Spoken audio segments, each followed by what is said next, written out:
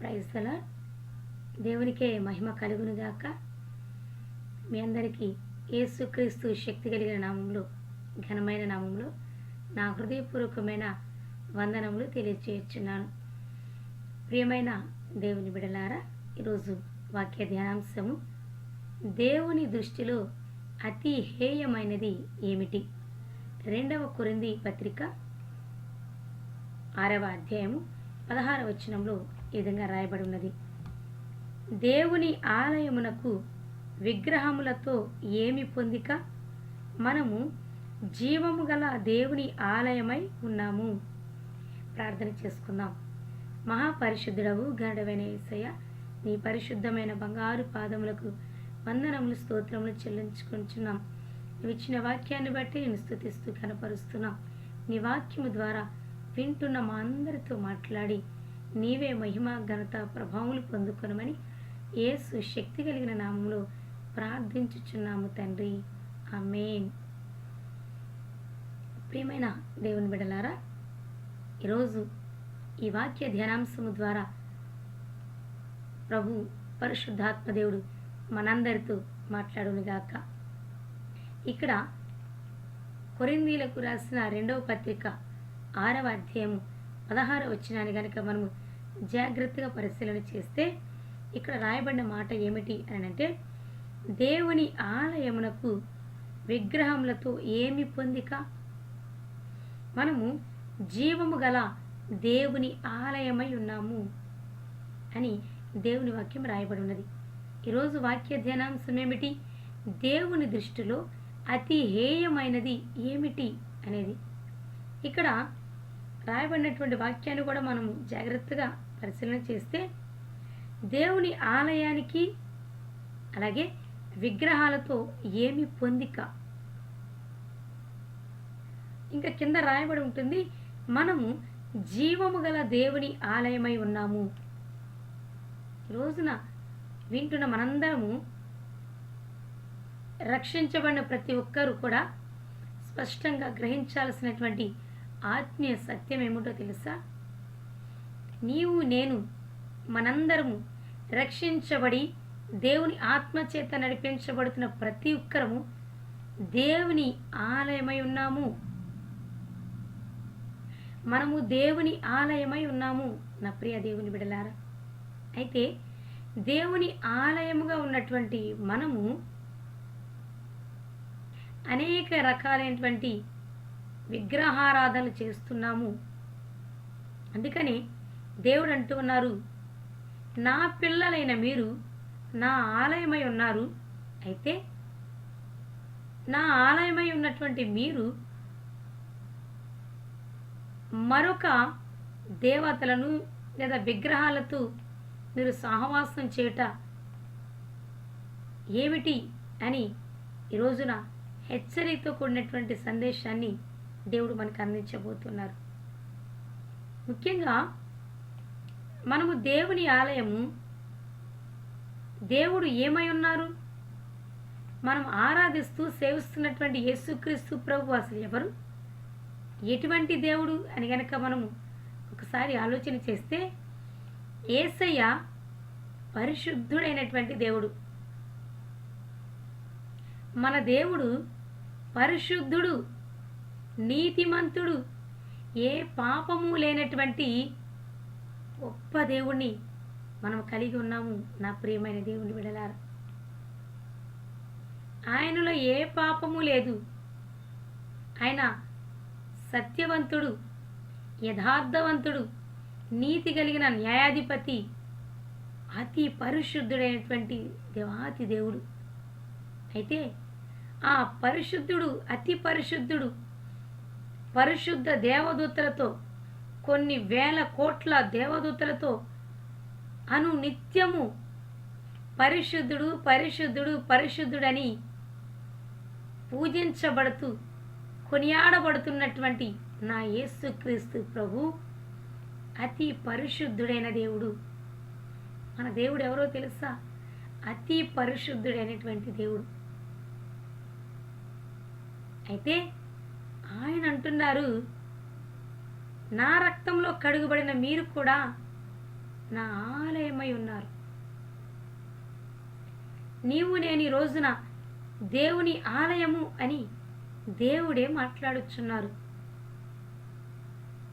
మన దేవుడు పరిశుద్ధుడు కాబట్టి మరి ఆయన నివసిస్తున్నటువంటి ఆలయం కూడా ఎలా ఉండాలి? పరిశుద్ధంగానే కదా ఉండాలి. దేవుడు నివసించేటువంటి ఆలయము పరిశుద్ధంగా ఉండాలి, పవిత్రంగా ఉండాలి అని దేవుడు ఎప్పుడు కూడా కోరుకుంటున్నాడు. అందుకనే మన దేవుడు జీవము కలిగిన దేవుడు, సజీవుడైనటువంటి దేవుణ్ణి మనం ఆరాధిస్తున్నాం.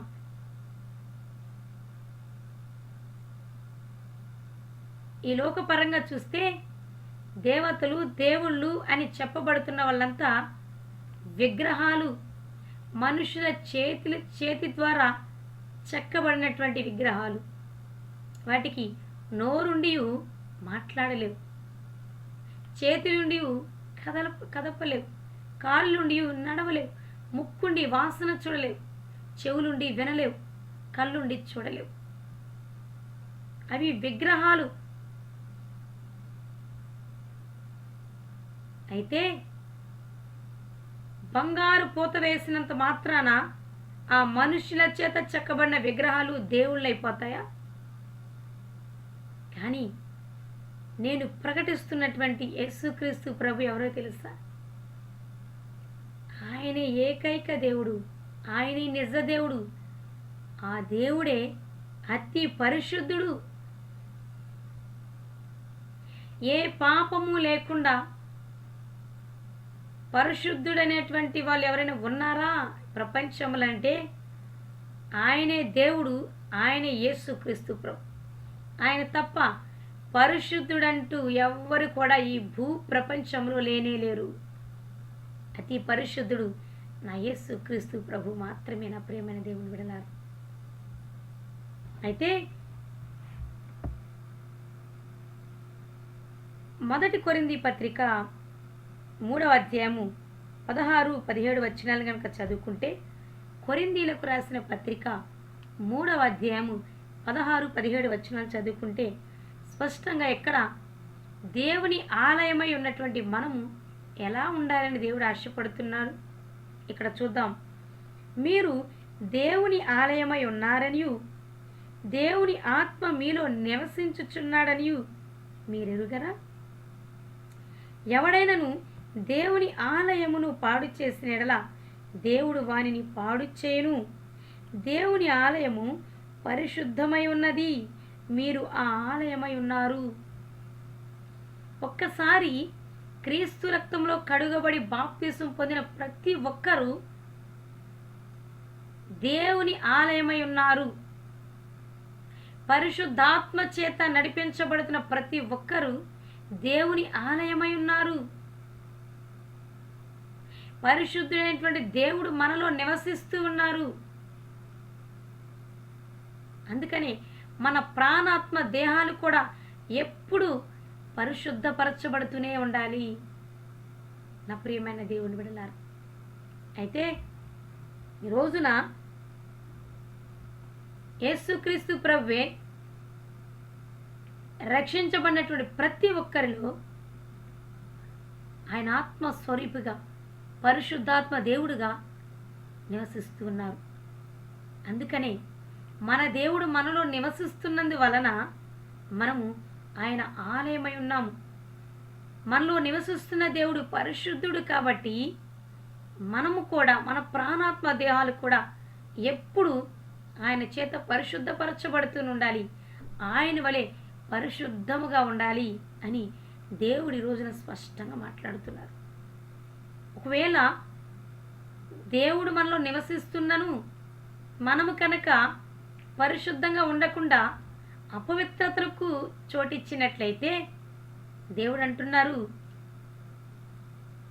నేను నా ఆలయాన్ని ఎవరైతే పాడు చేస్తారో నేను వారిని కూడా పాడు చేస్తాను అని దేవుడు ఖచ్చితంగా ఇక్కడ మాట్లాడుచున్నారు. ప్రియమైన దేవుని బిడ్డలారా, అయితే దేవుని దృష్టిలో అతి హేయమైనది ఏమిటి అని గనక ఆలోచన చేస్తే బైబిల్ స్పష్టం చేస్తుంది, వాక్యంలో స్పష్టంగా రాయబడి ఉన్నది.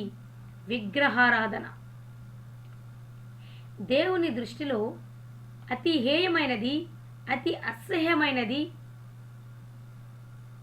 కోపం పుట్టించేది, అన్నిటికంటే ఘోరమైనటువంటి పాపము ఏమిటి అని అంటే విగ్రహారాధన. నా ప్రియమైన దేవుని బిడ్డలారా, అసలు విగ్రహారాధన అంటే ఏమిటి? జనరల్గా మనం ఆలోచిస్తుంటాం. అన్య సహోదరులను జ్ఞాపకం చేసుకుంటే వాళ్ళు సృష్టికర్త అయిన నిజదేవుని యేసుక్రీస్తుని ప్రక్కన పెట్టి సృష్టిలో ఉన్నటువంటి వాటన్నిటిని పూజలు చేస్తూ ఉంటారు. ఇంకా మనుషుల చేత చెక్కబడినటువంటి విగ్రహాలను వారు పూజ చేస్తూ ఉంటారు. అది విగ్రహారాధనే, ఖచ్చితంగా దాన్ని విగ్రహారాధననే అంటాం. ఎందుకంటే నిజదేవుడైనటువంటి యేసుక్రీస్తుని కాకుండా మరి దేనిని పూజ చేసినా అది విగ్రహారాధని.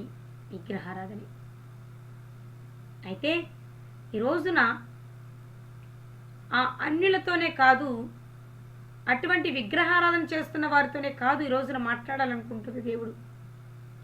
రక్షించబడిన వారు, ఆత్మీయులమని చెప్పుకుంటున్న వారు, మేము క్రైస్తవులము అంటూ చెప్పుకుంటున్నటువంటి వారితో దేవుడు ఈ రోజున స్పష్టంగా మాట్లాడుతున్నారు. ఇంకా రక్షణ లేకుండా మేము క్రైస్తవులము అంటూ చర్చెస్కి వెళ్తూ కానుకలిస్తూ దేవుని కార్యకలాపాలలో పాల్గొంటున్నటువంటి ఆ అబద్ధ క్రైస్తవులతో కూడా దేవుడి రోజున మాట్లాడుచున్నారు.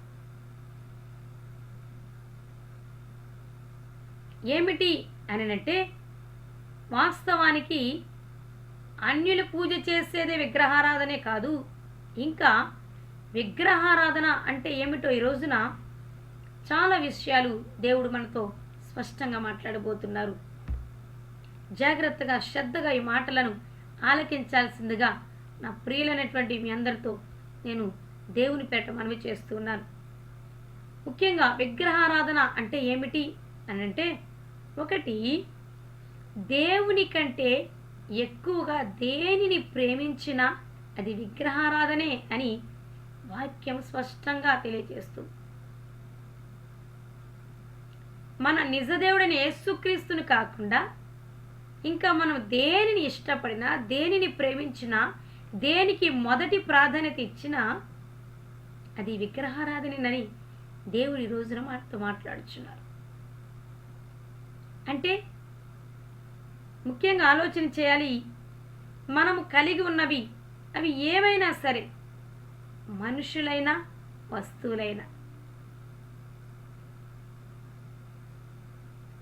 అంటే ఏమిటి అని అంటే, ఒకవేళ మన కుటుంబ సభ్యుల్లో దేవుని కంటే ఎవరినైనా ఎక్కువగా ప్రేమించినా కూడా అది విగ్రహారాధనే.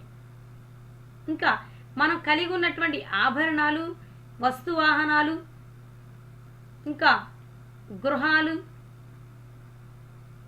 లేదా గొప్ప గొప్ప ఉద్యోగాలు, పేరు ప్రతిష్టలు, కీర్తి ప్రతిష్టలు, ఇటువంటివన్నీ కూడా దేవుని కంటే వీటిని ఎక్కువగా మనము ఇష్టపడిన, ప్రేమించిన, ఘనంగా చెప్పుకుంటున్నా అవి విగ్రహాలే అని దేవుడి రోజున మాట్లాడుచున్నారు. ఇంకా క్రైస్తవులు అని చెప్పుకుంటూ సినిమాలు చూసేవాళ్ళు ఉన్నారు, సీరియల్స్ చూసేవాళ్ళు ఉన్నారు, చెడ్డ చాటింగ్స్ చేసేవాళ్ళు ఉన్నారు, చెడు దృశ్యాలు చూసేవాళ్ళు ఉన్నారు. అంటే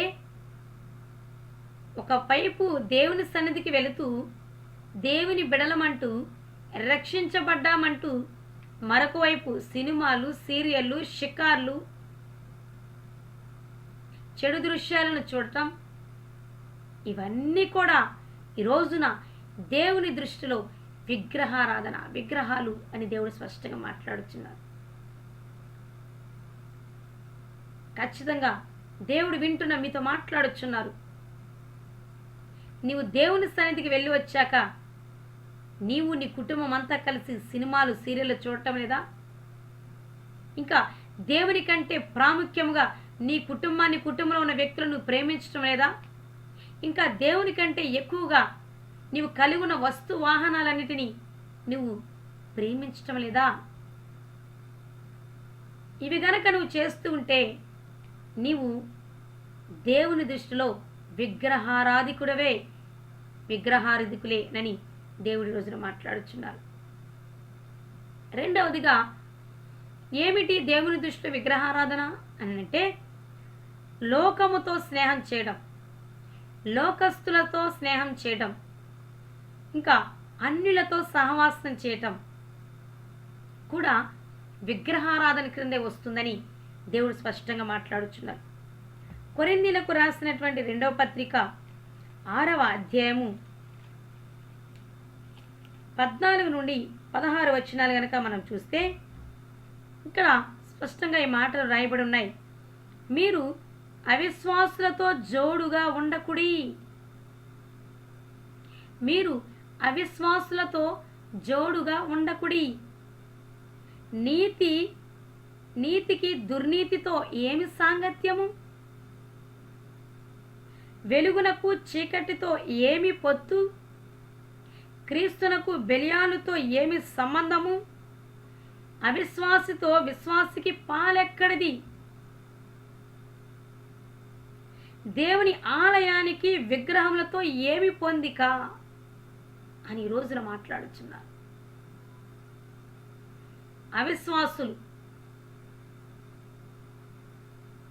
అవిశ్వాసులు అంటే ఎవరో తెలుసా?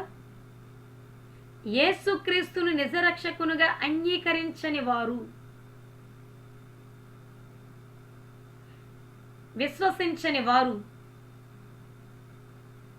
వారు అన్యులు కావచ్చు, క్రైస్తవులను చెప్పుకుంటూ ఇంకా రక్షణ లేని వారు కావచ్చు. రక్షించబడి దేవుని మీద పూర్తిగా ఆధారపడకుండా, విశ్వసించకుండా తమ సొంత మార్గాన్ని అనుసరిస్తున్నటువంటి వారు కూడా అవిశ్వాసులే. దేవుని కార్యాలను నమ్మనటువంటి వారు కూడా అవిశ్వాసులే. దేవుని వాక్యానికి విరుద్ధంగా జీవిస్తున్నటువంటి వాళ్ళంతా కూడా అవిశ్వాసులు, అవిధేయులే. అవిశ్వాసులు, అవిధేయులు కూడా ఈ రోజున ఆ అవిశ్వాసాన్ని, అవిధేయతను కలిగి ఉండట కూడా ఈ రోజున విగ్రహారాధనే అని దేవుడు మాట్లాడుచున్నారు. అంతేకాదు, లోకస్తులు, దేవుని అంగీకరించని వారు, లోకానుసారంగా జీవిస్తున్నవారు, లోక స్నేహము అనేది దేవునికి అయిష్టమైనది. ఈ లోకమంతా విగ్రహారాధనతో నింపబడి ఉన్నది. ఈ లోకాధికారి అపవాది అయిన సాతాను, ఈ లోకంతో స్నేహం చేసేవారు, లోకాన్ని, లోకంలో ఉన్న వాటి హత్తుకునేటువంటి వాళ్ళంతా కూడా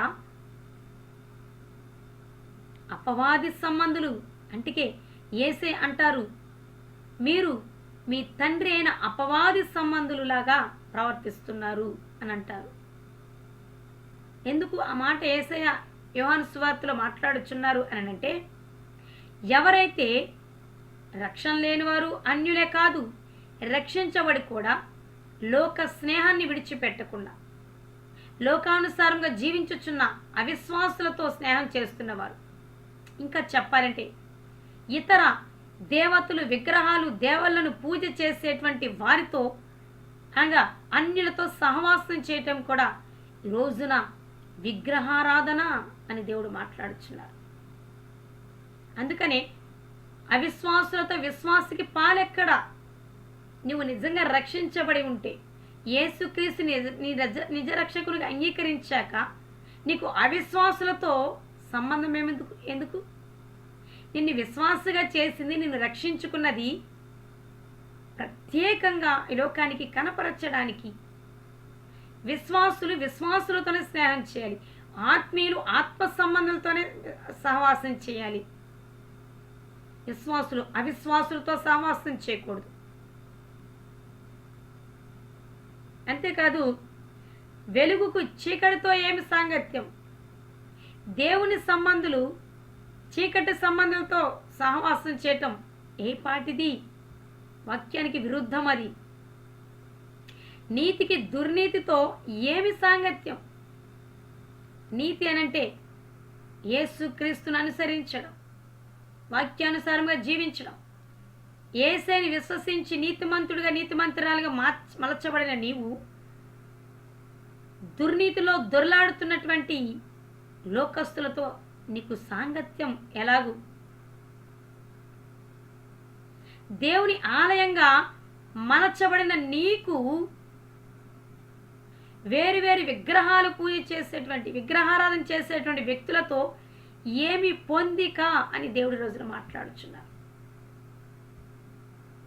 దేవుడు మన యేసయ్య విగ్రహారాధనను బహు భయంకరంగా ఆశ్రయించుకుంటారు. ఎందుకంటే ఆయన నిజదేవుడండి. విగ్రహాలతో సహవాసం చేసేటువంటి వ్యక్తులతో సహవాసం చేస్తుంటే దేవుడు ఎలా ఊరుకుంటారు? దేవుడు ఎలా సంతోషంగా ఉంటాడు? నిన్ను నన్ను బట్టి ఎప్పుడు కూడా దేవుడు విగ్రహారాధనను అసహించుకుంటూనే ఉన్నారు. విగ్రహారాధనే అన్నిటికంటే అతి హేయమైనదిగా దేవుడు ఈ రోజున భావిస్తున్నానని చెప్తున్నారు. ఒక విషయాన్ని గమనిస్తే, ఓ తండ్రులారా, మీకు పిల్లలున్నారుగా, మీ పక్కింటి వాళ్ళనో ఎదురింటి వాళ్ళనో వెనకింటి వాళ్ళ యొక్క పిల్లల తండ్రి వద్దకు వెళ్ళి అతనే నా తండ్రి, అతనే నా తండ్రి అంటూ మీ ముందు వచ్చి మాట్లాడుతుంటే మీరు భరించగలరా? మీ పిల్లలు పక్కింటి వాళ్ళ తండ్రి, పక్కింటి అతన్ని నా తండ్రి అని చెప్తే మీరు భరించగలరా? తట్టుకొనగలరా? ఓ తల్లులారా, మీ పిల్లలు పక్కింటి ఆంటీలనే నా తల్లి అని చెప్పుకొని మీ ముందు అంటుంటే మీరు భరించగలుగుతారా? తట్టుకొనగలుగుతారా? సహించగలుగుతారా? పక్కింటోళ్ళ గురించి, వాళ్ళ తల్లిదండ్రుల గురించి మీ ముందు మీకంటే ఎక్కువగా పొగుడుతూ ఉంటే మీరు భరించగలుగుతారా? ఎంత బాధపడతారో కదా. మరి రక్షించబడిన నీవు నేను, మన ఆత్మలకు తండ్రి అయినటువంటి మన యేసుక్రీస్తు ప్రభు మనలో నివసిస్తూ ఉన్నప్పుడు ఆయన మనకు తండ్రిగా ఉంటూ అన్ని విషయాల్లో మనల్ని కాపాడుతూ, భద్రపరుస్తూ, పరిశుద్ధపరుస్తూ, మేలుతో తృప్తిపరుస్తూ ఉంటే నీవు దేవుని ఆలయమై ఉండి కూడా ఒక పక్క దేవుని బిడ్డనని చెప్పుకుంటూ సినిమాలు, షికార్లు, సీరియల్స్, వస్తు వాహనాలను ప్రేమించటం, అన్నిటికీ ప్రాధాన్యత ఇచ్చి దేవుని పక్కన పెట్టడం, దేవుని విషయాలను అలక్ష్యం చేయటం, ఇవన్నీ చూస్తున్న నీ తండ్రి అయిన దేవుని హృదయం ఎంత గాయపరచబడుతుంది. అవన్నీ సాతానుకు సంబంధించినటువంటి వాటన్నిటిని కౌగలించుకుంటూ హత్తుకుంటూ ఉంటే, సాతాను సంబంధులతో సహవాసం చేస్తూ ఉంటే, నిన్ను రక్తం ఇచ్చి కొన్నటువంటి తండ్రి ఎంత ఆవేదన చెందుతాడు. ఆలకించుదాం నా ప్రియమైన దేవుని బిడ్డలారా. అలాగే రక్షించబడి లోకాచారాలు, మత సాంప్రదాయాలు ఇంకా ఆచరిస్తూ ఉన్నా కూడా అది కూడా విగ్రహారాధనేనని దేవుడి రోజున మాట్లాడుచున్నారు. ఈ లోకంతో స్నేహం చేయటం, అన్యులతో సహవాసం, లోకంలో ఉన్న వాటిని దేవుని కంటే ఎక్కువగా ప్రేమించటం ఆత్మ సంబంధమైన వ్యభిచారం అని బైబిల్ స్పష్టం చేస్తుంది. ఈ లోక సంబంధమైన వ్యభిచారం ఎంత ఘోరమైన పాపమో, రక్షించబడిన నీవు నేను లోకానుసారంగా జీవిస్తుంటే, లోకాన్ని, లోకంలో ఉన్న వాటిని హత్తుకుంటూ ఉంటే, లోకానికి, లోకంలో వాటికి ప్రథమ స్థానాన్ని ఇస్తూ ఉంటే, మనము కూడా ఈ లోకముతో వ్యభిచారం చేస్తున్న వారం. ఆత్మ సంబంధమైన వ్యభిచారము, ఆత్మీయత దృష్టిలో లోకంతో స్నేహం చేయటం వ్యభిచారము అని ఈ రోజున స్పష్టం చేయాలి. స్పష్టంగా మనం ఆలకించుతాం నా ప్రియమైన దేవుని బిడ్డలారా. ఈ లోక స్నేహము దేవునికి వైరం. అందుకని అంటారు, ఈ లోకాన్ని, లోకంలో ఉన్న వాటిని ప్రేమించొద్దు, అవి నా తండ్రి వలన వచ్చినవి కావు, పుట్టినవి కావు. ఏమిటవి? నేత్రాశ, శరీరాశ, జీవపు డమ్మం. ఈ 3 కలిగి ఉన్నవారే లోకంతో, అన్యులతో సావాసం చేస్తూ దేవుని కంటే లోకాన్ని ఎక్కువగా ప్రేమిస్తూ ఆచార సాంప్రదాయాలను ఆచరిస్తూ ఉంటారు. ఇవన్నీ సాతాను నుండి వచ్చినవే కానీ దేవుని యొద్ద నుండి పుట్టినవి కావు అని దేవుడు స్పష్టంగా మాట్లాడుతున్నారు. ఇంకా దేవుని దృష్టిలో విగ్రహారాధన అంటే ఏమిటి అంటే, మొదటి సమూయేలు 15వ అధ్యాయము 23వ వచనాన్ని కనుక మనం చదివితే, సమూయేలు మొదటి గ్రంథము 15వ అధ్యాయము 23వ వచనాన్ని కనుక మనం చూస్తే, ఇక్కడ రాయబడుతున్న మాటలు: తిరుగుబాటు చేయుట, సోద చెప్పుట అను పాపముతో సమానము, మూర్ఖతను అగపరచుట, మాయా విగ్రహము గృహ దేవతలను పూజించుటతో సమానము అని ఇక్కడ రాయబడి ఉన్నది. తిరుగుబాటుతనము, అవిధేయత, మూర్ఖత్వం ఇవి కూడా విగ్రహారాధన కిందే వస్తాయని దేవుడు మాట్లాడుచున్నారు. ఈ రోజున క్రైస్తవులమని చెప్పుకుంటున్న మనము, ఆత్మీయులమని చెప్పుకుంటున్న మనము దేవుని మీద తిరుగుబాటు చేసేవారంగా, దేవునికి అవిధేయులముగా, దేవుని కార్యాలను విశ్వసించలేని అవిశ్వాసులముగా, దేవుని వాక్యానికి వ్యతిరేకంగా జీవిస్తున్న మూర్ఖులముగా గనక ఉంటే మనము విగ్రహారాధన చేస్తున్నాము అని దేవుడు మాట్లాడుతున్నారు. తిరుగుబాటుతనం అని అంటే, అవిధేయత అని అంటే, మూర్ఖత్వం అంటే ఏమిటో తెలుసా? దేవుడు మనకు ఏదన్నా విషయం చెప్తే దేవుని యొక్క ఆజ్ఞలను మనం విసర్జించితే అది తిరుగుబాటు చేసినట్లు. దేవుని ఆజ్ఞల ప్రకారంగా జీవించకపోతే అది అవిధేయత, తిరుగుబాటు, మూర్ఖతను తెలియపరుస్తుంది. ఇవి కలిగి ఉంటే కూడా దేవుడు చెప్పిన మాటకు అవిధేయులమైన, దేవుని ఆజ్ఞల ప్రకారం జీవించకపోయినా మనము విగ్రహారాధన చేస్తున్న వారమేనని ఈ రోజున స్పష్టంగా గ్రహించాలి నా ప్రియమైన దేవుని బిడ్డలారా. ఇంకా ముఖ్యంగా మనందరికీ తెలిసినటువంటి విగ్రహారాధన ఏమిటి అని అంటే, సృష్టికర్తను మరచి సృష్టిలో ఉన్న వాటి పూజ చేయటం విగ్రహారాధన. ఇవి ఎక్కువగా అన్యులు ఈ విధంగా సృష్టిలో ఉన్నటువంటి వాటిని ఎక్కువగా పూజిస్తూ ఉంటారు. సూర్యుడిని, చంద్రుణ్ణి, చెట్లు పుట్లను, పాముల్ని, ఇంకా వివిధ రకాలుగా సృష్టిలో ఉన్నటువంటి ప్రతి చెత్తను కూడా దేవుడు అంటూ ఈ రోజున పూజ చేస్తున్నారు. దేవుణ్ణి దుఃఖ పెడుతూ ఉన్నారు. చెట్టు దేవుడు ఏంటండి? సూర్యుడి దేవుడేంటి? నక్షత్రాలు దేవుడేంటి? అవి దేవుళ్ళు, దేవతల? వాటిని సృజించిన దేవుడు ఏమైపోతారు? సృష్టికర్త అనే యేసుక్రీస్తు ప్రభువారు ఉన్నారు. ఆయనే వీటన్నిటిని సృజించారు. ఇవే నీ కళ్ళకు అంత గొప్పగా కనిపిస్తుంటే, ఈ అందమైన సృష్టిని సృజించిన యేసయ్య నీ కళ్ళకు గొప్ప దేవుడిగా అనిపించడం లేదా? అంటే నువ్వు ఆత్మీయ అంధత్వంలో ఉన్నావు. అన్యులందరూ గుడ్డివారే. సృష్టిలో ఉన్నటువంటి ప్రతిదాన్ని పూజ చేస్తున్నటువంటి వారు అంధులు. వారు భయంకరమైన అంధత్వంలో ఉండి సాతాను చేత మోసగించబడుతూ ఉన్నారు. ఇంకా మంత్రతంత్రాలు, కర్ణపిశాచులు, పచ్చబొట్లు పొడిపించుకోవటం, ఇంకా వాస్తులు, జాతకాలు చూపించుకోవటం, ఇవి కూడా గనక ఎవరైనా వీటిని అనుసరిస్తూ ఉంటే వారు కూడా విగ్రహారాధన చేస్తున్నారు అని దేవుడి రోజున మాట్లాడుతున్నారు.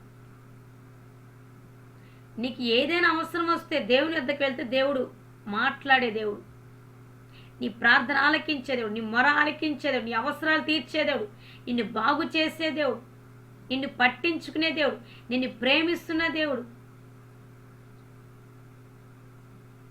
నిన్ను ఆశీర్వదించే దేవుడు యేసుక్రీస్తు ప్రభువారు ఉన్నారు.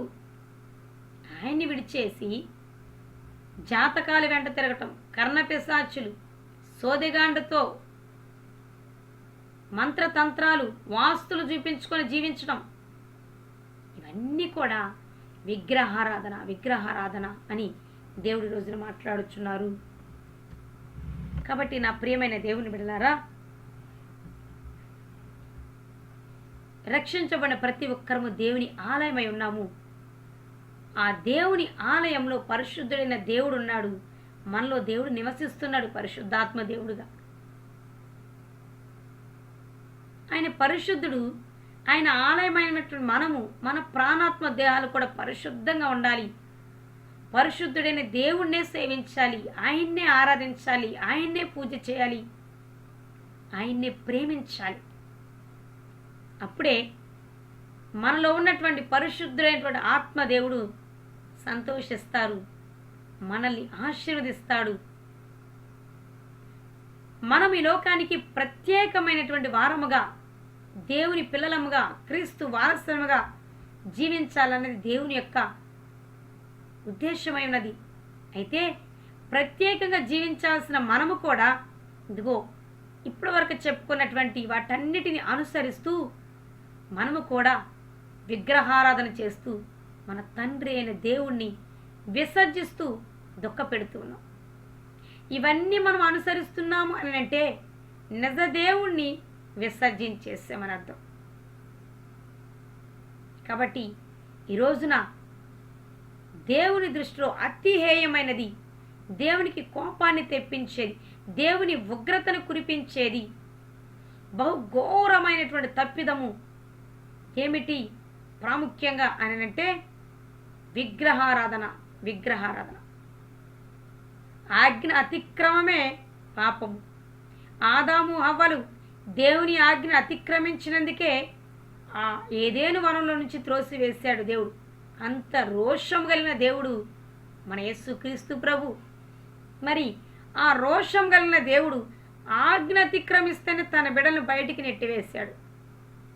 అలాంటిది ఆయన్ని గాక ఆయన వ్యతిరేకించేటువంటివి, ఆయన చేత సృజించబడినటువంటి వాటి వెంట వెళుతూ వాటిని హత్తుకుంటూ ఉంటే నిన్ను నన్ను దేవుడు చూస్తూ ఊరుకుంటాడని అనుకుంటే మాత్రం పెద్ద పొరపాటే నా ప్రియమైన దేవుని బిడ్డలారా.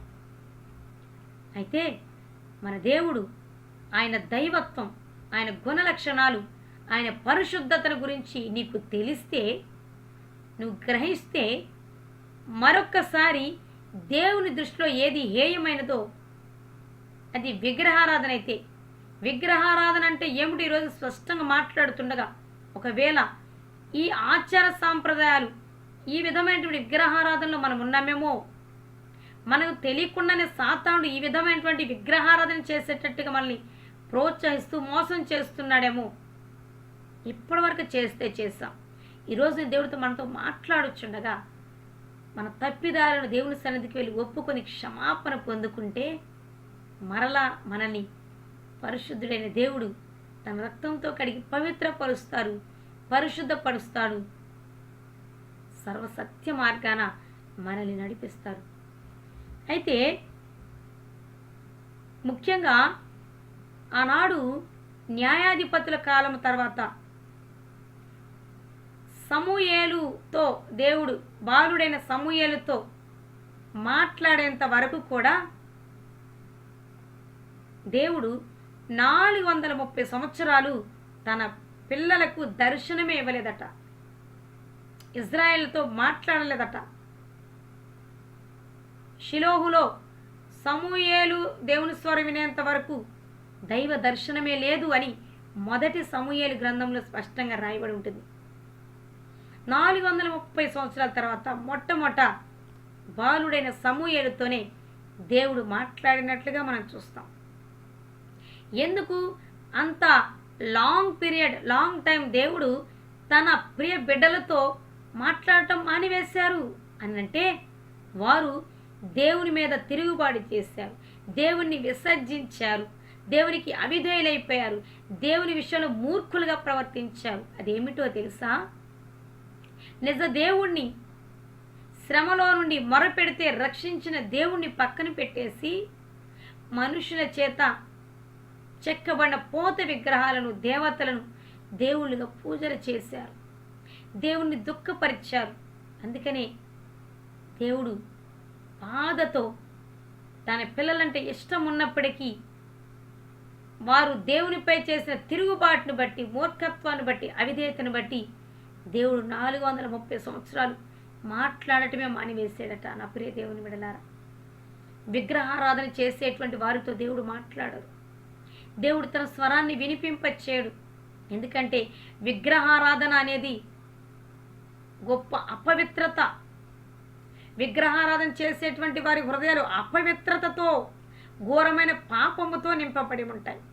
వారు దేవుని స్వరాన్ని వినలేరు, దేవుని దర్శనాలు చూడలేరు, దేవుని చిత్తాన్ని గ్రహించలేరు, దేవుని అర్థం చేసుకోలేరు. ఒకవేళ నీవు దేవుని స్వరాన్ని వినలేకపోతున్నావన్నా, దేవుని దర్శనాలు నీకు రావటం లేదు అనన్నా, దేవునితో నీ సత్సంబంధం కొనసాగటం లేదు అనన్నా, ఒకే ఒక కారణం. ఈ రోజున ఈ సత్యాన్ని గ్రహించు, నువ్వు ఏదో ఒక రకమైనటువంటి విగ్రహారాధనలో మునిగి తేలుతున్నావు. అందుకని దేవుడు నిన్ను దర్శించడం మానివేశాడు. అయితే 430 సంవత్సరాలు మాట్లాడని దేవుడు బాలుడైన సమూయేలుతో మాట్లాడినట్టుగా ఇంతవరకు నీకు దైవ దర్శనాలు లేక, సరి అయినటువంటి ఆత్మ సంబంధమైన ఫలాలు లేకుండా, సరి అయినటువంటి దేవునితో సహవాసం లేకుండా, దేవుని స్వరాన్ని వినలేని స్థితిలో నువ్వు ఉన్నావు. కాబట్టి దేవుడు మరొక అవకాశాన్ని నీకు ఇస్తానంటున్నారు. ఈరోజు గనక నువ్వు ఏ విషయంలో విగ్రహారాధన చేస్తున్నావో గుర్తించి దేవుని సన్నిధిలో ప్రార్థన చేస్తే, మరలా దేవుడు నీ తప్పులను, నా తప్పులను క్షమించి తన స్వరాన్ని వినిపింప చేయటానికి ఈ రోజున నా దేవుడు మనతో మాట్లాడుచున్నారు. యేసు నామానికి మహిమ కలుగునుగాక. దేవుడు మరలా మనల్ని దర్శించాలనుకుంటున్నారు. దేవుడు మరలా మనతో మాట్లాడాలనుకుంటున్నారు, మనతో ముచ్చటించాలనుకున్నాడు, తన చిత్తాన్ని బయలుపరచాలనుకుంటున్నాడు. అయితే నీవు కలిగి ఉన్నటువంటి విగ్రహారాధనను నువ్వు విసర్జిస్తే, నీవు దేవునిపై చేస్తున్న తిరుగుబాటును మానివేస్తేనే, నీవు మూర్ఖంగా కొనసాగుతున్నటువంటి అన్యులతో సహవాసము, లోకముతో స్నేహాన్ని విడిచిపెడితేనే దేవుని యొక్క స్వరము మరలా నిన్ను దర్శిస్తుంది. దేవుడు మరలా నిన్ను తన దర్శనాలతో ఆయనతో నిన్ను కలుపుకోవడానికి దేవుడు సిద్ధంగా ఉన్నారు. నా ప్రియ స్నేహితురాల. అయితే బైబిల్లో కొంతమందిని జ్ఞాపకం చేసుకుంటే, అనేక సార్లు దేవుని బిడ్డలే, దేవుని ప్రజలే నిజ దేవుణ్ణి పక్కన పెట్టేసి, నిజ దేవుణ్ణి మరిచిపోయి విగ్రహారాధన చేసినట్లుగా బైబిల్లో చూస్తాం. వారిని బట్టి దేవుడు ఎంతగానో బాధపడ్డారు, కోపం తెచ్చుకున్నారు. వాళ్ళందరినీ కూడా నశింప చేసినట్లుగా చూస్తాం. వాళ్ళందరిపై తన ఉగ్రతను కురిపించినట్లుగా చూస్తాము. నా ప్రియ దేవుని బిడ్డలారా, విగ్రహారాధన చేసే వారిని దేవుడు సహించరు. అయితే ముఖ్యంగా దేవుడు ధర్మశాస్త్రంలో రాయబడినటువంటి 10 ఆజ్ఞలలో మొట్టమొదటి ఆజ్ఞే దేవుడు ఏమని చెప్పారు ఇశ్రాయేళ్లతో. ఈ రోజున మనతో కూడా దేవుడు ఆజ్ఞ ప్రకారం మనతో మాట్లాడుచున్నారు. ఏమిటో తెలుసా? నేను తప్ప వేరొక దేవుడు నీకుండకూడదు. నేనే దేవుడను, నేను తప్ప వేరొక దేవుడు ఎవరు లేరు. నేను పరిశుద్ధుడను, మీరు కూడా పరిశుద్ధంగా ఉండాలి. అంతేకాదు, నేను తప్ప మీకు వేరొక దేవుడు అంటే ఎవరు ఉండకూడదు. పైన ఆకాశం అందే కానీ, క్రింద భూమి అందే కానీ, భూమి క్రింద ఉండేటువంటి దేనినైనా సరే నువ్వు పూజ చేయకూడదు, సేవించకూడదు, మొక్కకూడదు. దేవుడు కళాఖండిగా చెప్పినటువంటి ఆజ్ఞ అది. యేసుక్రీస్తును తప్ప దేనిని స్నేహించిన, దేన్ని హత్తుకున్న, దేనితో సహవాసం చేసిన, దేనికి ప్రథమ స్థానం ఇచ్చిన విగ్రహారాధన ఈ ఆజ్ఞను ఉల్లంఘించినట్లే. దేవుని ఆజ్ఞను ఎవరైతే ఉల్లంఘిస్తారో దేవుని కోపాగ్ని వారి మీద రగులుకుంటుంది నా ప్రియ దేవుని బిడ్డలారా. ఎందుకంటే ఆజ్ఞ అతిక్రమమే పాపము సరాసరి మరణానికి తీసుకువెళ్తుంది. పాపం వల్ల వచ్చే ప్రతిఫలం ఏమిటి? మరణము. ఈ రోజున భారతదేశం అంతా విగ్రహారాధనతో నింపబడిపోయి ఉన్నది. భారతదేశమే కాదు, ప్రపంచం అంతటా సాతాను ఏదో ఒక రకమైనటువంటి విగ్రహాలను దేవుని ప్రజల గుండెల్లో పెట్టేసి ఇది విగ్రహారాధన కాదులే అంటూ భ్రమపరుస్తున్నాడు, మోసం చేస్తున్నాడు. అందుకే ఈ రోజున ఈ సత్యాన్ని గ్రహించాల్సిందిగా, ఈ సత్యాన్ని మనం గ్రహించి మేల్కొని మనలో, మన హృదయంలో, మనలో ఉన్నటువంటి ఆ విగ్రహాలకు సంబంధించినవన్నిటిని విసర్జించాలని దేవుడు మనతో మాట్లాడుతున్నాడు. అయితే ఇశ్రాయేలు గనక ఈ సమయంలో జ్ఞాపకం చేసుకుంటే, ఇశ్రాయేలులను దేవుడు ఐగుప్తులో నుండి వారి మొర ఆలకించి వారి శ్రమలను, కష్టాన్ని, వారి బానిసత్వాన్ని చూసి మోషే ద్వారా బయటికి తీసుకొచ్చి స్వతంత్రులుగా చేస్తే, వారు కొంత దూరం ప్రయాణం చేశాక వారు చేసినటువంటి ఘోరమైన తప్పిదం ఏమిటో తెలుసా నా ప్రియమైన దేవుని బిడ్డలారా? వారు బంగారు దూడను తయారు చేసుకొని, ఆ బంగారు దూడే మమ్మల్ని ఐగుప్తులో నుంచి విడిపించారు, ఈ బంగారు దూడే మా దేవుడు అంటూ పూజలు చేస్తూ, నాట్యం చేస్తూ ఆ బంగారు దూడను మహిమపరుస్తున్నారు. అక్కడ ఈ వచనాలు చూస్తే నిర్గమకాండము 32వ అధ్యాయము 1 నుండి 6 వచనాల వరకు కనుక చూస్తే, నిర్గమకాండము 32వ అధ్యాయము 1 నుండి 6 వచనాలు. మోషే కొండ దిగకుండా తడువు చేట ప్రజలు చూచినప్పుడు ఆ ప్రజలు అహరోను నొద్దకు కూడి వచ్చి, లెమ్ము, మా ముందర నడుచుటకు ఒక దేవత మా కొరకు చేయము, ఐగుప్తుల నుండి మమ్మల్ని రప్పించిన మోషే అనేవాడు ఏమాయనో మాకు తెలియదని అతనితో చెప్పు. అందుకు అహరోను, మీ భార్యలకు, మీ కుమారులకు, మీ కుమార్తెలకు చెవులకున్న బంగారు పోగులను తీసిన యొద్దకు తెండని వారితో చెప్పగా, ప్రజలందరూ తమ చెవులనున్న బంగారు పోగులను తీసి అహరోను వద్దకు తెచ్చిరి. అతడు వారి యొద్ద వాటిని తీసుకొని పోగలతో రూపమును ఏర్పరిచి దాన్ని పోత పోసిన దూడగా చేశాను. అప్పుడు వారు, ఓ ఇశ్రాయేలు, ఐగుప్తు దేశములో నుండి నిన్ను రప్పించిన నీ దేవుడు ఇదే అనిరి. దాని ఎదుట ఒక బలిపీఠము కట్టిరి.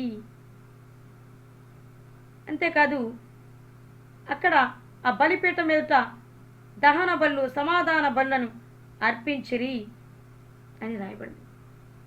ఎంత ఘోరమైన పాపము వీరు చేస్తున్నారో చూసారా? ఇశ్రాయేలును బయటికి తీసుకొచ్చింది నా దేవుడు, యెహోవా దేవుడు, నిజ దేవుడు, వారిని ప్రేమిస్తున్నటువంటి దేవుడు, వాళ్ళని ప్రత్యేకించుకున్నాడు ఆయన కొరకు. ఆయన వాళ్ళు ఈ లోకంలో ఆయననే పూజించాలని వారి కొరకు 10 ఆజ్ఞలను కూడా దేవుడు ఇచ్చున్నారు. అయితే వీరు దేవుని మీద ఎంతగా తిరుగుబాటు చేస్తున్నారు, దేవుని ఎంతగా బాధ పెడుతున్నారు, దేవుణ్ణి ఎంతగా విసర్జించారో, ఎంత మూర్ఖంగా ప్రవర్తిస్తున్నారంటే, ఒక బంగారు దూడని చేసుకొని ఈ బంగారు దూడే మమ్మల్ని ఐగుప్తులో నుంచి బయటికి తీసుకొచ్చిందంటూ బలులను అర్పిస్తూ, నాట్యం చేస్తూ, పూజ చేస్తున్నారు. ఇది చూసిన దేవుడు ఎంత బాధపడుతున్నారో చూద్దాం.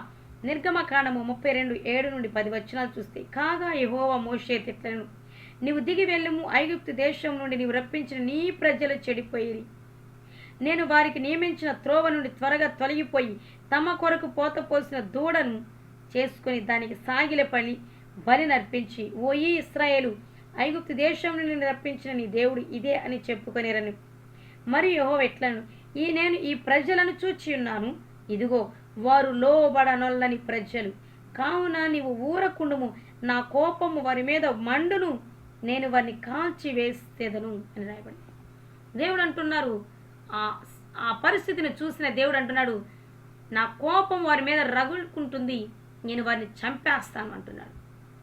అప్పుడు మోషే వారికి ఆ మధ్యవర్తిగా వెళ్ళి ప్రార్థన చేయటం ఇదంతా తర్వాత సంగతి. అయితే ఇశ్రాయేలీయులు నిజ దేవుణ్ణి మరిచిపోయి కృతజ్ఞత లేని వారై లోబడనొల్లని ప్రజలుగా, అవిధేయులుగా, అవిశ్వాసులుగా తిరుగుబాటు చేస్తూ మూర్ఖత్వాన్ని ఏ విధంగా వ్యక్తపరుస్తున్నారు? ఒక బంగారు దూడను దేవుడు అంటూ పూజ చేస్తున్నారు.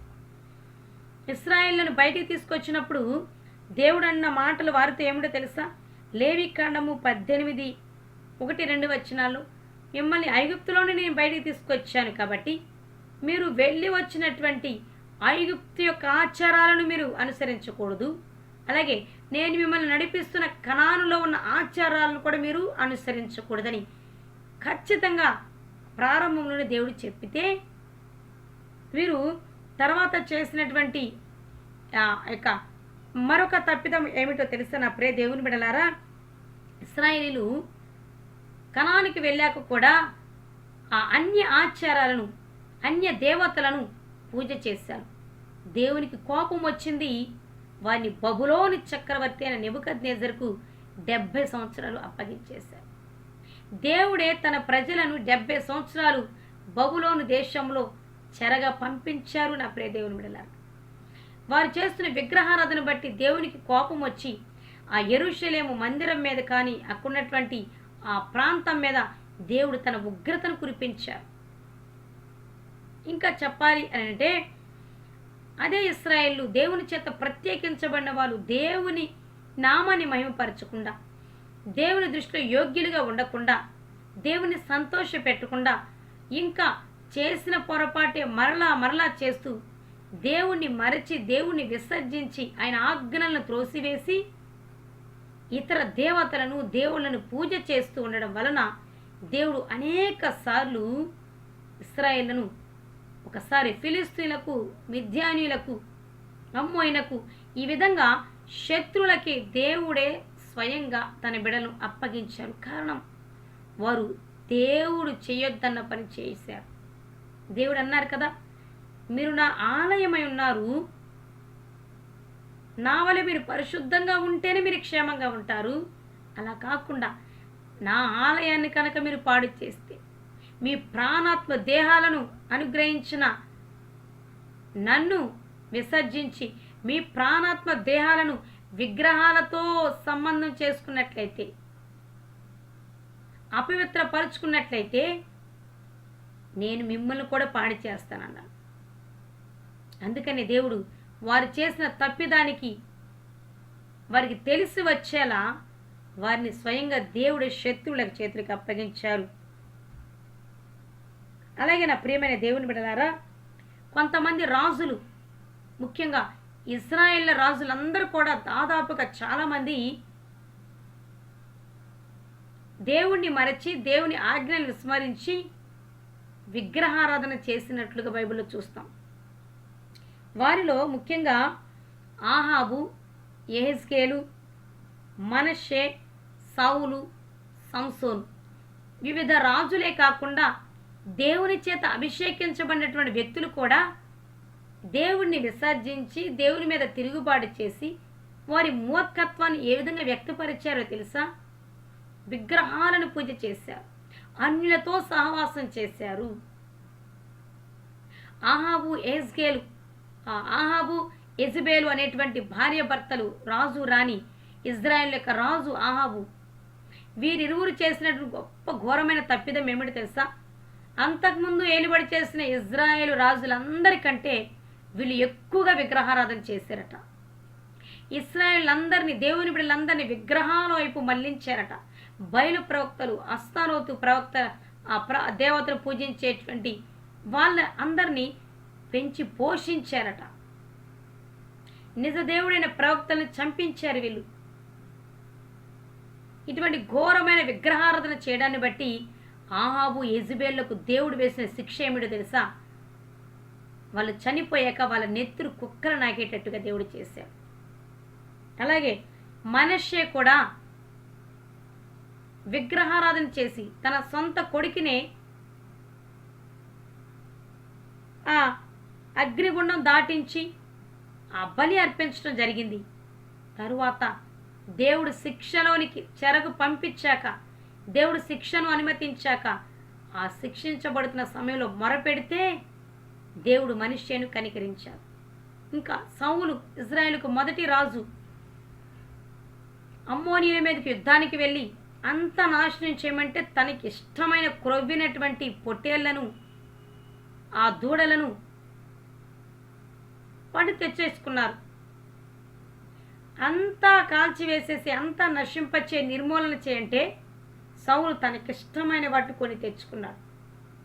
మనము కూడా దేవుడు ఏదైనా విషయం చెప్తే అది మనకు నచ్చకపోతే దేవుని మాటను విసర్జించి దేవుని మాటను త్రోసివేసి మనకిష్టమైన వాటిని మనం హత్తుకుంటున్నాం అంటే మనము విగ్రహారాధన చేస్తున్నాం.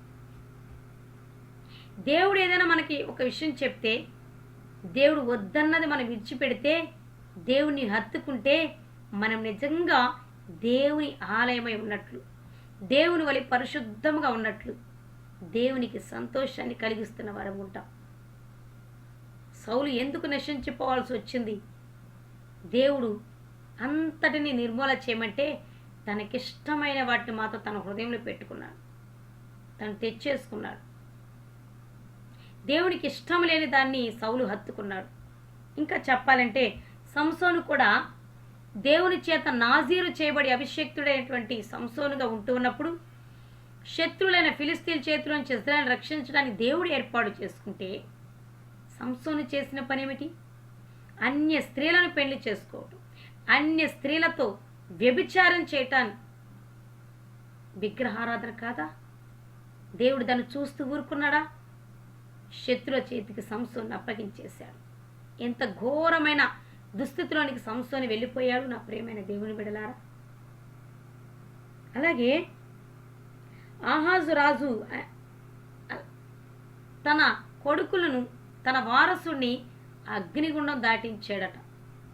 ఇటువంటి ఆచార సాంప్రదాయాలు ఆనాటి ఇజ్రాయేలు రాజులు అనుసరించటం వలన వారిని దేవుడే స్వయంగా నశింపచేసినట్లుగా వాక్యంలో మనం స్పష్టంగా చూస్తాము నా ప్రియమైన దేవుని బిడ్డలారా. ఇంకా కొంతమంది రాజులను మనం జ్ఞాపకం చేసుకుంటే ఇశ్రాయేలు రాజులను వారు దేవుని దృష్టికి నీతిమంతులుగా ఉన్నట్లుగా ఉంటూ ఒక ప్రక్క విగ్రహారాధన కూడా చేశారట. వారెవరు అని అంటే అమజ్యా అనేటువంటి రాజు దేవుని దృష్టికి నీతిగా ప్రవర్తిస్తున్నాడట. మరొక ప్రక్క తన రాజ్యంలో ఉన్నటువంటి ఉన్నత స్థలాల్లో కట్టబడినటువంటి విగ్రహాలను మాత్రం పడగొట్టడానికి ఇష్టపడలేదు. దేవుని సన్నిధికి వెళ్తున్నాము, దేవుని ఆరాధిస్తున్నాము, దేవుని సన్నిధిలో ప్రార్థన చేస్తున్నాం, దేవుని స్తుతిస్తున్నాం, కలిసి కుటుంబ సమేతంగా దేవుని సన్నిధికి వెళ్ళి వస్తున్నాం. అయితే మరల దేవుని సన్నిధి అయిపోయాక, ప్రార్థన అయిపోయాక, స్తుతించడం అయిపోయాక మరలా మన సొంత కార్యకలాపాలు దేవునికి ఇష్టం లేనివి, దేవుడు విసర్జించమన్నవి సినిమాలో, సీరియల్లో, ఇంకా ఏవేవో కుటుంబ సమేతంగా కూర్చొని సంతోషించడం లేదా? ఇంకో దుఃఖకరమైన విషయం ఏమిటంటే మూవీస్ చూస్తూ ఉన్నారు. మూవీస్ చూస్తూ ఎంజాయ్ చేస్తూ అది తప్పేమి కాదు, దానిలో మేము మంచినే తీసుకుంటున్నామనేటువంటి వార్తలు కూడా ఈనాడు వినిపిస్తూ ఉన్నాయి. ఓ విశ్వాసి, నీవు నీ కుటుంబం దేవుని ఆరాధిస్తున్నామని చెప్పుకుంటూ నీవు నీ కుటుంబం కలిసి సినిమాలు, సీరియల్ చూస్తున్నారా? దానిలో మంచినే మేము తీసుకుంటున్నామని మీరు దేవుని దుఃఖపెడుతున్న వారుగా ఉన్నారేమో. మీకే మీరు ఆత్మ పరిశీలన చేసుకోండి. 2 రాజులు 14వ అధ్యాయం 3-4 వచనాలు చూస్తే ఈ అమజ్యా అనేటువంటి రాజుని గురించి రాయబడి ఉన్నది. 2వ రాజులు 14వ అధ్యాయము 3-4 వచనాల్లో ఏ విధంగా రాయబడి ఉన్నది. ఇతడు తన పితరుడైన దావీదు చేసినట్టు చేయకపోయినను యెహోవా దృష్టికి నీతి గలవాడై తన తండ్రి అయిన యోవాషు చేసిన ప్రకారం చేశాను. అయితే అతడు ఉన్నత స్థలములను కొట్టివేయలేదు. జనులు ఇంకను ఉన్నత స్థలములలో బలులను అర్పించుచు ధూపం వేయుచు ఉండిరి అని రాయబడింది. అన్ని చేస్తాం, ఒకవైపు భక్తి కావాలంటాం, ఒకవైపు లోకము కావాలంటాం. కానీ దేవుడు అంటున్నారు, ఉంటే నువ్వు వెచ్చగానన్నా ఉండు, లేదా చల్లగానన్నా ఉండు, నులివెచ్చని స్థితిలో ఉండొద్దు. ఉన్నావా, నా నోటి నుండి ఉమ్మి వేయబడతావు. త్రోసి వేసేస్తాడంట దేవుడు నులివెచ్చని స్థితిలో ఉంటే. సగం లోకము, సగం భక్తి, సగం నీతి, సగం దుర్నీతి అని అంటే ఏమాత్రం దేవుడు దాన్ని సహించను. అందుకే నీతికి దుర్నీతితో ఏమి సాంగత్యం? దేవుని బిడ్డలు లోకముతో, లోకానుసారమైన వాటితో ఏమిటి సాంగత్యం? ఒకవైపు విగ్రహారాధన చేస్తూ ఒకవైపు భక్తిని కొనసాగిస్తున్నామనంటే అది అసలైన భక్తి అనా? అది దేవుడు మెచ్చేటువంటి భక్తి అయినా? నువ్వు అసలు భక్తి పరుడవు, భక్తి పరురాలువేనా? ఓ విశ్వాసులారా, ఆత్మీయులారా, ఆత్మీయులమని విశ్వాసులమని చెప్పుకుంటున్నటువంటి క్రైస్తవులారా, దేవుడు విసర్జించమన్న వాటిని విసర్జించకుండా సగం భక్తి సగం లోకం అంటూ నులివెచ్చని స్థితిలో ఉన్నారు. దేవుడు మీతో మాట్లాడుతున్నారు. మీరు చేస్తున్న భక్తిని బట్టి దేవుడు దుఃఖపడుతున్నారు. మిమ్మల్ని త్రోసి వేస్తాను అని కూడా దేవుడు మాట్లాడుతున్నారు. అలాగే అతని కుమారుడు కూడా అంతే. దేవుని దృష్టిలో నీతిమంతుడిగా ఉంటూ ఉన్నత స్థలముల్లో ఉన్నటువంటి ఆ బలులు అర్పించే వాటిని పడగొట్టకుండా ఉన్నారట. మనుషులను బట్టి మొహమాటంతో కూడా భక్తిని చేస్తూ ఉంటారు కొందరు. వాళ్ళేమనుకుంటారో వీళ్ళేమనుకుంటారు, వీళ్ళేమనుకుంటారో కాదు, నువ్వు ఆలోచించాలి. దేవుని యొక్క దృష్టిలో నీవేమై ఉన్నావు? దేవుని దృష్టిలో నువ్వు పాపం చేస్తే మనుషులందరూ పొగిడినా నీకేమొస్తుంది? అది నీకేమి ఆశీర్వాదకరము? మనుషులందరూ త్రోసివేసిన దేవుని దృష్టిలో కనుక యథార్థంగా భక్తిపరుడుగా, నీతిమంతుడిగా, పరిశుద్ధుడిగా ఉంటే నువ్వు ధన్యుడవు, ధన్యురాలవు. అప్పుడు మాత్రమే ఈ లోకంలో నువ్వు ఆశీర్వదించబడతావు, నువ్వు పరలోకానికి చేర్చబడతావు. విగ్రహారాధన చేసేవారిని దేవుడు నరకాగ్నిలో త్రోసివేస్తానని ప్రకటన గ్రంథంలో రాయబడినది. అలాగే సొలొమోను మహారాజుని సమయంలో జ్ఞాపకం చేసుకుంటే మొట్టమొదట సొలొమోను ఎంత దేవుని యందు భయభక్తులు కలిగి నీతిమంతుడిగా పరిశుద్ధమైన జీవితాన్ని జీవించారో, దేవుడు అన్ని సమకూర్చాక, ఐశ్వర్య ఘనతలు ఇచ్చాక, ఓ అమితమైన జ్ఞానమును, వివేకమును అనుగ్రహించాక చివరికి సొలొమోను ఐగుప్తు ఫరో కుమార్తెని పెళ్లి చేసుకోవటం, ఇంకా అనేక మంది భార్యలను, అన్య స్త్రీలను వివాహం చేసుకొని ఆ భార్యలు ఇతర దేవతలు, దేవుళ్లను పూజ చేస్తుంటే ఈ సొలొమోను కూడా భార్యల చేత విగ్రహాల వైపు మళ్లించబడ్డాడట.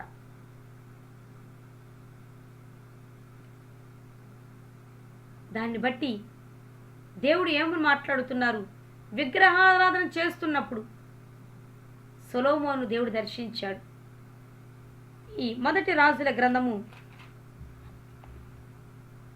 11వ అధ్యాయము ప్రారంభం నుంచి కనుక మనం చూస్తే, మొదటి రాజుల గ్రంథము 11వ అధ్యాయం మొదటి నుంచి చూసినట్లయితే, మోయాబీలు, ఎదోమీలు, అమ్మోనీలు, సీదోనీలు, హిత్తీయులు అను జనులు మీ హృదయములను తమ దేవతల తట్టు త్రిప్పుదురు గనుక వారితో సహవాసం చేయకూడదని, వారిని మీతో సహవాసం చెయ్యనీయకూడదని యెహోవా ఇశ్రాయేలులకు సెలవిచ్చున్నాడు. అయితే రాజైన సొలొమోను ఫరయ కుమార్తెను గాక ఆ జనులలో ఇంకా అనేక మంది పరస్త్రీలను మోహించి కామాతురత గలవాడై వారిని ఉంచుకొని వచ్చెను. అతనికి 700 మంది రాజ కుమార్తెలైన భార్యలను 300 మంది ఉపపత్తులు కలిగి ఉండిరి. అతని భార్యలు అతని హృదయమును త్రిప్పివేసిరి. సొలొమోను వృద్ధుడైనప్పుడు అతని భార్యలు అతని హృదయం ఇతర దేవతల తట్టు త్రిప్పగా అని రాయబడినది. ఇంకా సొలొమోను ఆ భార్యల కొరకు కొన్ని దేవత విగ్రహాలను కూడా ఏర్పాటు చేసి వాటికి బలిపీఠాలను కూడా కట్టాడు అని ఇక్కడ రాయబడుతుంది. చెడు నడత నడిచాడు సొలొమోను మహారాజు అని రాయబడినది. ఇంకా చెప్పాలంటే 7వ వచనంలో సొలొమోను కెమోషును మోయాబీల హేయమైన దేవతకు, మొలెకు అని అమ్మోనీల హేయమైన దేవతకు యెరూషలేము ఎదుట ఉన్న కొండ మీద బలిపీఠములు కట్టెను అని రాయబడినది. చూసారా, సొలొమోను మహారాజు ప్రారంభంలో ఎటువంటి భక్తిని కనపరిచాడు, కానీ దేవుడు ముందుగానే హెచ్చరించాడు, నీవు అన్యులతో సహవాసం చేయొద్దు, అన్యులతో సహవాసం చేయొద్దు. సహవాసం చేసావా నిన్ను వారు వారి దేవతల తట్టు త్రిప్పుతారు, జాగ్రత్త అని దేవుడు హెచ్చరించారు.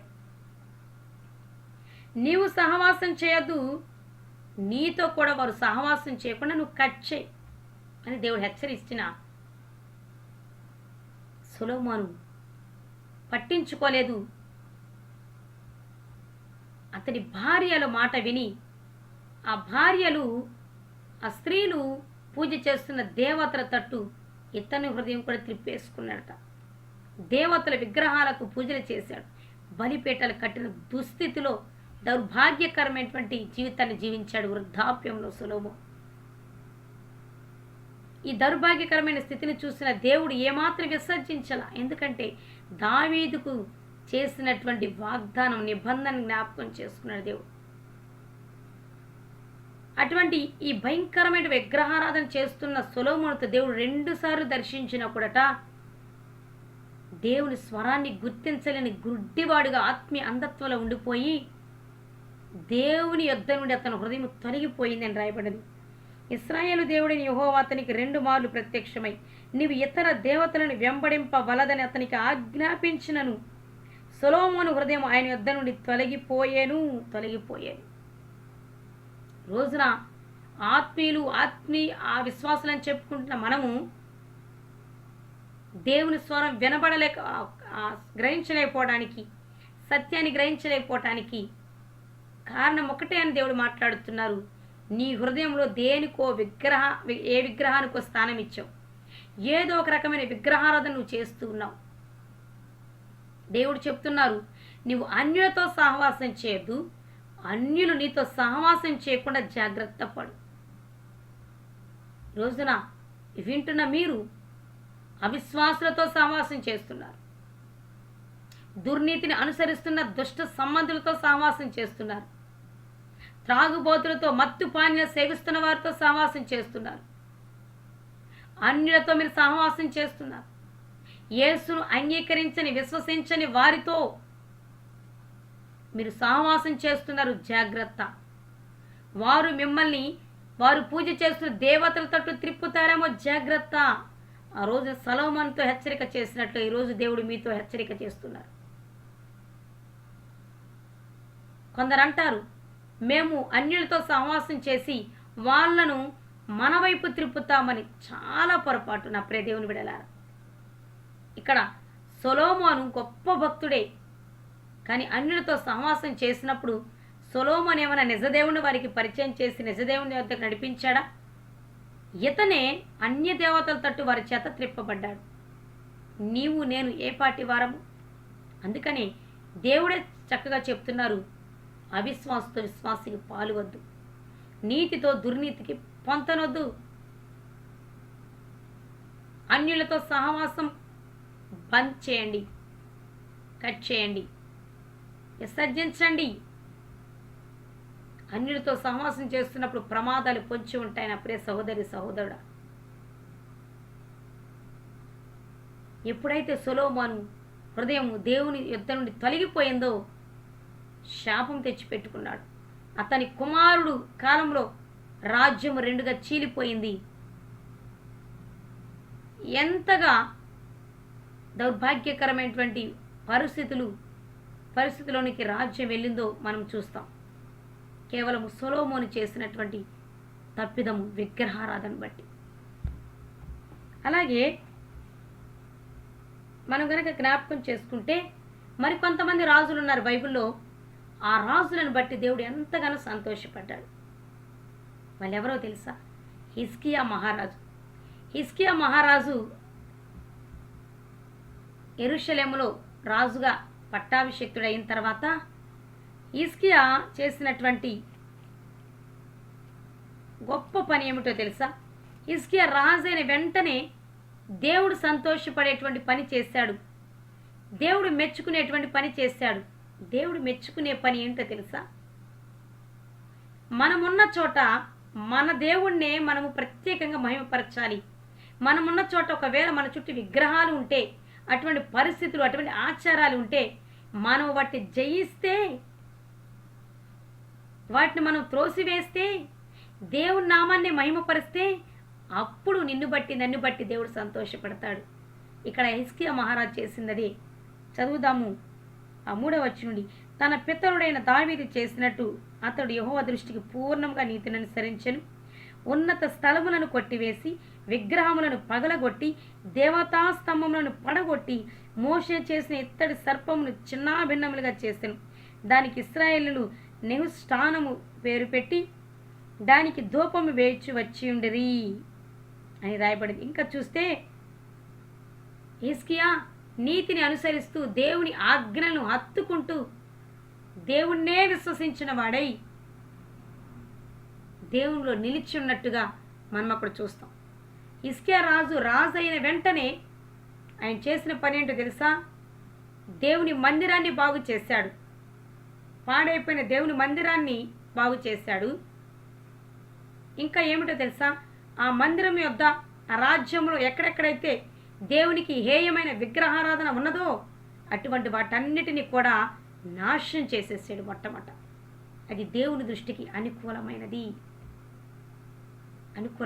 నా ప్రియ దేవుని బిడ్డలారా. అందుకనే హిజ్కియా మరణకరమైన రోగంతో బాధపడుతూ ప్రార్థన చేస్తే దేవుడు వెంటనే సమాధానం ఇచ్చి ఆయుష్ని ఎందుకు పొడిగించాడో తెలుసా? హిజ్కియా దేవుని దృష్టికి ఏది అనుకూలమో అది చేశాడు. అలాగే యోషియా మహారాజుని సందర్భంలో జ్ఞాపకం చేసుకుంటే, ఈ యోషియా మహారాజు 8 సంవత్సరాలకే యూదా ప్రజలకు రాజుగా నియమించబడ్డాడు, అభిషేకించబడ్డాడు. అయితే ఈ 8 సంవత్సరాలకి రాజు అయినటువంటి యోషియా మహారాజు చేసిన గొప్ప పని ఏమిటో తెలుసా నా ప్రియ దేవుని బిడ్డలారా? దేవుని మందిరం పట్ల ఆసక్తి కలిగిన వాడై ఆ రాజ్యంలో ఎక్కడెక్కడైతే విగ్రహారాధన, బలిపీఠాలు, ఇతర దేవతలకు సంబంధించిన ఆనవాళ్ళు ఏమేమైతున్నాయో ఆనవాళ్ళు కూడా లేకుండా వాటన్నిటిని సమూల నాశనం చేసేసి కెద్రోను వాగులో వాటిని కాల్చి బూడిదను అక్కడ వేసినట్లుగా చూస్తాం. దేవుని పాడైపోయిన దేవుని మందిరాన్ని యోషియా మహారాజు కూడా తిరిగి పునర్నిర్మించి గొప్పగా ఉత్సవాలు జరిపినట్లుగా మనం చూస్తాం. ఈ యోషియా మహారాజుని బట్టి కూడా దేవుడు ఎంతగానో సంతోషించారు. ఇంకా ఒక 2 వ్యక్తులను ఈ రోజున జ్ఞాపకం చేయడానికి ఇష్టపడుతున్నా. దానియేలు, షడ్రకు, మెషకు, అబేద్నెగోలు అనబడి యవ్వనస్తులను జ్ఞాపకం చేసుకుంటే నా ప్రియమైన దేవుని బిడ్డలారా, దానియేలు అయితే బబులోనికి చెరపట్టబడి ఇల్లాక రాజు భుజించేటువంటి ఆ భోజనాన్ని కూడా వద్దనుకున్నారు. రాజులు తినేటువంటి భోజనము మొట్టమొదట ఆ భోజనము ఎందుకు దానియేలు తిననన్నారో తెలుసా? ఎందుకు ఆ రాజులు భుజించే భోజనం అపవిత్రమైనదని తలంచాడో తెలుసా? రాజులు కొరకు సిద్ధపరిచిన భోజనాన్నట మొట్టమొదట ఆ రాజ్యంలో ఉన్నటువంటి విగ్రహాల యొద్దకు వెళ్ళి పూజలు చేసి తీసుకొచ్చి రాజులకు అందిస్తారట. అందుకని ఆ విగ్రహాల యొద్ద పూజలు చేయించబడినటువంటి రాజు తినేటువంటి భోజన పదార్థాలు అందుకోసమే దావీదు తినను ముట్టనన్నాడు. వారు భోజనం తిని నేను అపవిత్రపరచబడను అని అన్నాడు. నా దేవుడు పరిశుద్ధుడు, నేను ఆయనకు ఆలయమై ఉన్నాను, నేను ఏ విషయంలో కూడా దేవుని దుఃఖపరచను, విగ్రహారాధనకు చోటివ్వను అని అన్నాడు.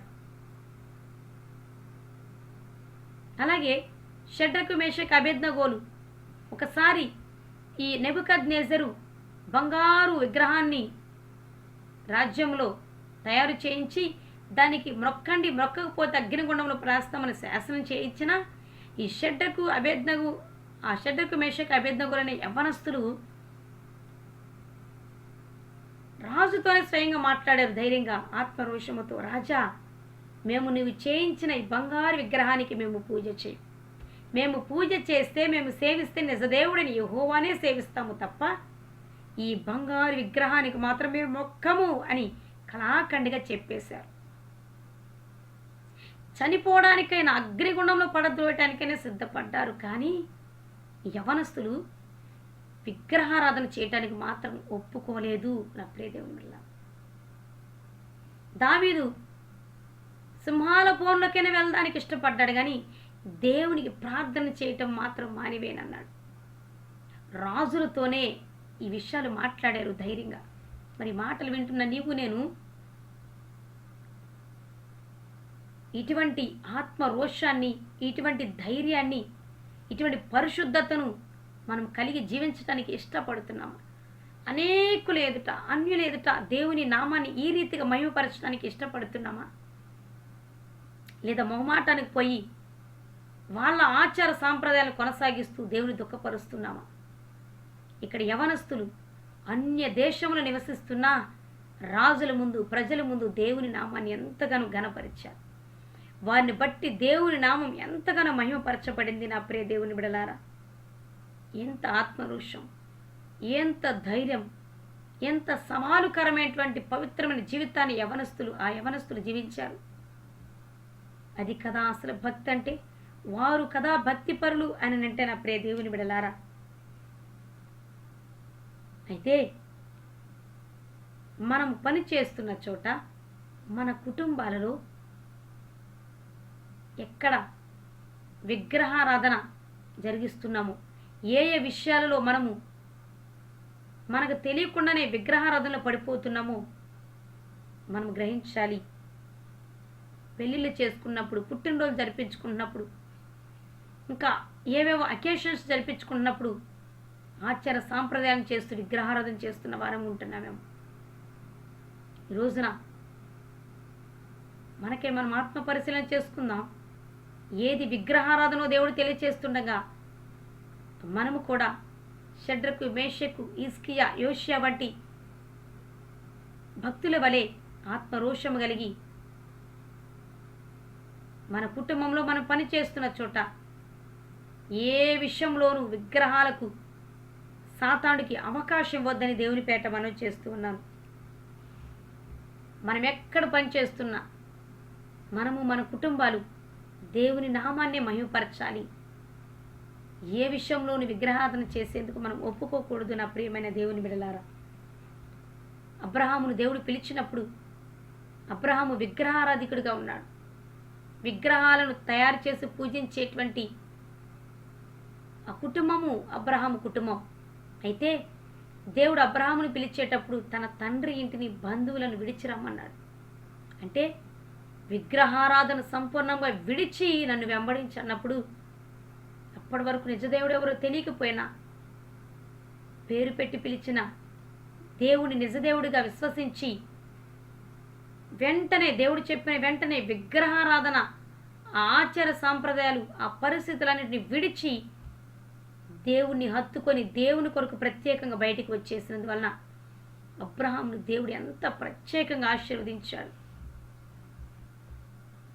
ఈరోజు నీ మాటలు వింటున్న మనము కూడా దేవుని దృష్టిలో అతి హేయమైన విగ్రహారాధన ఏమిటో మాట్లాడుచుండగా, దేవునిపై తిరుగుబాటు, దేవుని విసర్జించేటువంటి విగ్రహారాధన ఏమిటో మనకు తెలియపరుస్తూ ఉండగా, మరి నువ్వు దేవుని ప్రేమిస్తున్న వ్యక్తివైతే దేవుడు దేన్ని విసర్జించమంటున్నారో, ఏ సహవాసాన్ని విసర్జించమంటున్నారో నువ్వు దాన్ని విసర్జిస్తావు. లేదా నువ్వు దేవుడు విసర్జించమన్న దాన్ని హత్తుకుంటే నువ్వు దేవుణ్ణి ప్రేమిస్తున్న వ్యక్తివి కానే కాదు. అంతేకాదు, దేవుని దృష్టిలో ఏది హేయమైనదో దాన్నే గనక మనం చేస్తూ ఉంటే దేవుని ఉగ్రత మన మీదకు కూడా వస్తుంది. విగ్రహారాధన దేవుడు సహించాడు. విగ్రహారాధన చేసినటువంటి వారు ఎవరైనా అది రక్షించబడిన వారైనా ఆత్మీయులైనా సరే దేవుడు ఖచ్చితంగా పనిష్మెంట్ ఇస్తారు. ఈరోజు నీ మాటలు వింటున్న మనము ఏ ఏ విషయాల్లో విగ్రహారాధన చేస్తూ సాతాను చేత మోసగించబడుతూ దేవునికి దుఃఖాన్ని కలుగ చేస్తూ దేవుని ఉగ్రత పాలవడానికి సిద్ధంగా ఉన్నాము. విగ్రహారాధన చేసేవారు నిత్య నరకాగ్నిలో త్రోసివేయబడతారు. యేసుక్రీస్తు ప్రభు త్వరలో రానే ఉన్నారు. దేవుడు మన యేసుక్రీస్తు ప్రభు పరిశుద్ధుడు. మనము ఆయన ఆలయమై ఉన్నామని అంటున్నారు. ఆయన పరిశుద్ధుడై ఉన్నట్టుగా మనం కూడా పరిశుద్ధులుగా ఉండాలని దేవుడు ఆశపడుతున్నాడు. మన ప్రాణాత్మ దేహాలు పరిశుద్ధంగా ఉండాలని దేవుడు ఆశపడుతున్నాడు. మరి దేవుని ఆలయమై ఉన్నటువంటి నీవు నేను పరిశుద్ధుడైనటువంటి దేవుని వలె మనము కూడా మన ప్రాణాత్మ దేహాలను పరిశుద్ధంగా ఉంచుకుంటూ దేవుని మహిమార్థంగా లోకమంతటా కూడా దేవుని నామాన్ని మహిమపరుస్తూ దేవునిలో నిలిచి ఉండి దేవుడిచ్చే ఆశీర్వాదాలను అనుభవిద్దాం. దేవుడి మాటలను మన హృదయాలను స్థిరపరిచి ఫలింపచేయునుగాక. ఆమేన్. మహాపరిశుద్ధుడు గరుడ యేసునికి స్తోత్రం. నిజమే ప్రభా, ఇప్పటి వరకు మీరు మాట్లాడిన ప్రతి మాటను బట్టి స్తోత్రం. మేము ఏ విషయాల్లో విగ్రహారాధన చేస్తున్న దుఃఖపరుస్తుని మేము తిరుగుబాటు చేస్తాము, క్షమించండి. మిమ్మల్ని విసర్జించి మీరు విసర్జించమన్న వాటిని హత్తుకొని మిమ్మల్ని దుఃఖపరిచాము, క్షమించండి అయ్యా. దయతో ఈ మాటలు వింటున్నవారు మేము విగ్రహారాధన చేయట్లేదులే, అన్యుల్లాగా మేము దేవతలకు పూజలు చేయట్లేదులే అనుకుంటూ ఇప్పటి వరకు చెప్పినవన్నీ వారు కలిగి ఉంటే ప్రభా, మేము కూడా విగ్రహారాధన చేస్తున్నట్లేనని మీరు మాట్లాడి ఉన్నారు. ఇప్పటి వరకు ఈ విధమైనటువంటి జీవితాన్ని మేము జీవించి మీకు దుఃఖాన్ని కలిగి చేస్తుంటే మమ్మల్ని క్షమించండి. మా ప్రతి దోషమును క్షమించండి. వీటన్నిటిని విసర్జించి నిన్ను మాత్రమే ప్రేమిస్తూ హత్తుకొని జీవిస్తూ లోకమంతటా నీ మహిమను చాటడానికి ఆత్మ రోషాన్ని, ఆత్మ బలాన్ని, ఆత్మ ధైర్యాన్ని, ఆ శక్తిని మాకు అనుగ్రహించమని నీ చేతికి మమ్మల్ని అందరిని అప్పగించుకుంటూ యేసే శక్తిగల నామములో ప్రార్థించుచున్నాము తండ్రి, ఆమేన్. పరిశుద్ధాత్మ దేవుడు మనందరినీ యేసుక్రీస్తును ప్రేమించేటట్టుగా, యేసునే హత్తుకొని జీవించేటట్టుగా, యేసు నామాన్ని అన్యజనుల మహింపపరిచేటట్టుగా ఆ శక్తిని, ఆత్మరోషాన్ని, ఆత్మధైర్యాన్ని, ఆత్మ బలాన్ని మనందరికీ పరిశుద్ధాత్ముడు అనుగ్రహించునుగాక.